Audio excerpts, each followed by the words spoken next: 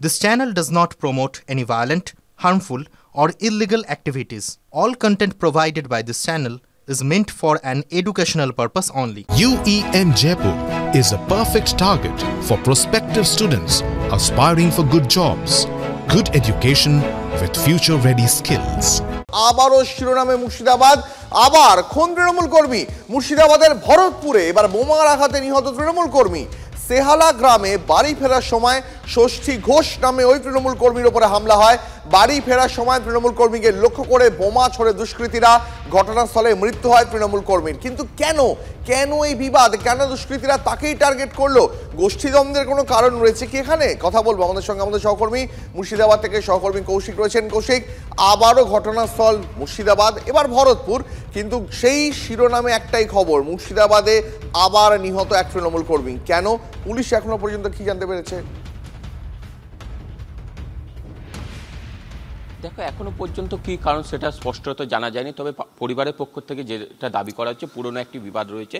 গতকাল যখন তিনি বাড়ি ফিরছিলেন সেলাই গ্রামে, অর্থাৎ তার বাড়ি, সেই সময় কিন্তু এই যে বাঁধ রয়েছে, বাঁধের আগেই তারা নদী পেরিয়ে তিনি বাড়ি যান। সেই সময় কিন্তু রাতে তাকে লক্ষ্য করে প্রথমে বোমা ছুড়ে বলে অভিযোগ, এবং তারপর মৃত্যু নিশ্চিত করতে এলোপাথারি কোপ দেওয়া হয় এবং এখানেই লুটিয়ে পড়ে এখানেই মৃত্যু হয় তার। এবং এই যে জায়গা, এইখানে কিন্তু আশেপাশে একটু দূরে জনবসতি রয়েছে। এখানে বাঁধের পাশে বিভিন্ন জঙ্গল রয়েছে, ঝোপঝাড়। আমি দেখাতে বলবো ক্যামেরা পার্সনকে। এখন তারপর থেকেই, গতকালের পর থেকে কিন্তু এখানে সিভিক ভলেন্টিয়ার এবং পুলিশের গাড়ি রয়েছে এবং এলাকা ঘিরে দেওয়া হয়েছে, যাতে যে ঘটনাস্থল, সেই ঘটনাস্থল যাতে পুলিশে তদন্ত করতে সাহায্য হয়, সেই কারণে ঘিরে রাখা হয়েছে। তবে যে ঘটনা ঘটেছে, যে ষষ্ঠী ঘোষ কিন্তু এখানকার যে আলুগ্রাম গ্রাম পঞ্চায়েত রয়েছে, সেই গ্রাম পঞ্চায়েতের প্রধানের ঘনিষ্ঠ হিসেবে পরিচিত ছিল।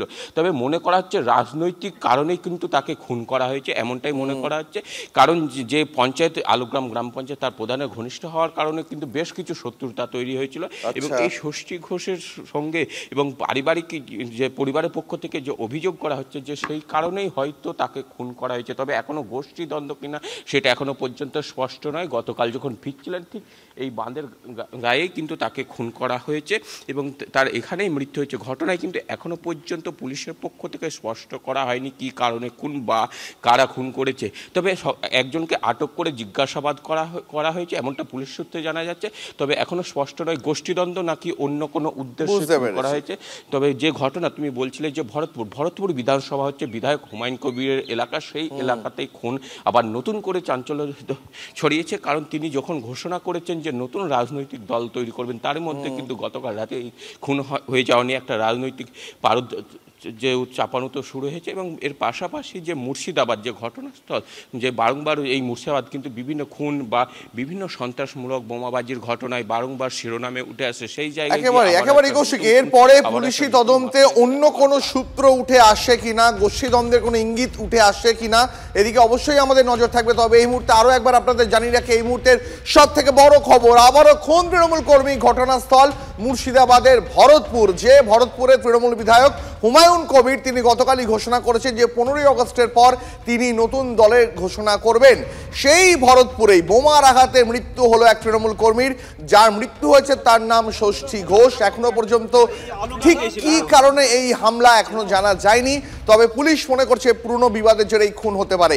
বাড়ি ফেরার সময় তৃণমূল কর্মীকে লক্ষ্য করে বোমা ছোড়ে দুষ্কৃতীরা। ঘটনাস্থলেই ওই তৃণমূল কর্মীর মৃত্যু হয় এবং এখনো পর্যন্ত পুলিশ একজনকে আটক করে জিজ্ঞাসাবাদ করছে। আমাদের সঙ্গে আমাদের সহকর্মী কৌশিক রয়েছে। আমি আরো একবার চলে যাব কৌশিক। এই মুহূর্তে রাজনৈতিক চাপানো তো অবশ্যই রয়েছে, আমি তোমার কাছে আসবো কৌশিক। তার আগে এই মুহূর্তে বক্তব্য শুনবো। খবরটা আমরা এই 8 ঘন্টা হবে পেলাম, তখন গ্রামের শুনিয়া লোক সব চলে এসে, আমরা জানি না। আমরা ফোন করছি, ফোনে ধরছি না। দিয়ে আমার দেওরকে বললাম ফোন করো, তো ফোনে ধরলু না। আমাদের পাশের বাড়ির একটা দাদাকে বললাম, তাও বলি ফোন ধরলু না। তারপরে শুনছে মার্ডার হয়ে গিয়েছে দাদা আমাদের। কাজ করতে একটা ছিল মিনে আছে। সেই ছবি দেখাচ্ছিলাম আপনাদের। সেহালা গ্রামে বাড়ি ফেরার সময় ষষ্ঠী ঘোষ নামে তৃণমূল কর্মীর উপরে হামলা। এই মুহূর্তে ভরতপুরের তৃণমূল বিধায়ক হুমায়ুন কবির রয়েছেন আমাদের সঙ্গে। হুমায়ুন বাবু, গতকাল আপনি ঘোষণা করেছেন যে দলের মধ্যে যে প্রপার সম্মান আপনার পাওয়ার কথা উপযুক্ত, সেটা আপনি পাচ্ছেন না। 15ই আগস্ট অব্দি আপনি দেখবেন, তারপর প্রয়োজনে নতুন দলের ঘোষণা করবেন। কিন্তু তার মধ্যেই গতকাল রাতে খবর আসছে ভরতপুর থেকে এক তৃণমূল কর্মী ষষ্ঠী ঘোষ, তাকে বোমা ছুঁড়ে তাকে হত্যা করা হয়েছে, এমনটাই অভিযোগ উঠছে। কি বলবেন? ওটা যে ঘোষ ফোন হয়েছেন, অবশ্যই যে কোনো ফোন তার তীব্র নিন্দা করি, কারণ ফোন খারাপই আমি মোটেই সমর্থন করি না। রাজনীতির জায়গায় থাকবে, আর কেউ ব্যক্তিগত পারিবারিক সমস্যা বা তাদের জমি জায়গা নিয়ে দীর্ঘদিনের কোনো একটা গোষ্ঠীর সঙ্গে বিবাদ ছিল, সেই বিবাদের জেরেই রাত্রিবেলায় উনি যখন মোটর বাইকে করে বাড়ি ফিরছিলেন তখন তাকে শুনেছি যে 8-10 জন ব্যক্তি রাস্তায় ঘিরে তাকে খুন করেছে। যারা এই অপরাধ সংগঠিত করেছে পুলিশ প্রশাসন তদন্তে নেমেছে। নিশ্চয়ই যারা খুনি, যারা এই জঘন্য কাজ করেছে তাদের প্রশাসন উপযুক্ত শাস্তির ব্যবস্থা করবে, গ্রেফতার করে কোর্টে তুলবে।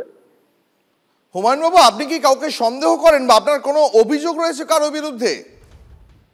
না, এটা রাজনৈতিক খুন না, এটা রাজনৈতিক খুন না। আমি ওনাদের খোঁজ নিয়েছি রাত্রেবেলায় ঘটনা, আমি খোঁজ নিয়েছি। তাতে ওনাদের নিজেদের গোষ্ঠীর মধ্যেই একটা পারিবারিক বিবাদ জমি জায়গা নিয়ে একটা গোষ্ঠীর সঙ্গে ছিল। তারা তাদের স্বার্থে ঘা লেগেছে, তাই তাকে হয়তো দুনিয়া থেকে সরিয়ে দিয়ে।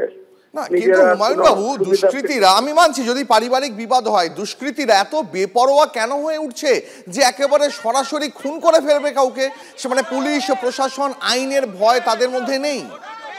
কোনো ব্যক্তি, রাজনৈতিক কর্মী হোক অরাজনৈতিক কর্মী হোক, কোনো ব্যক্তিকে খুন করার অধিকার ভারতবর্ষের আইন কাউকে দেয় না।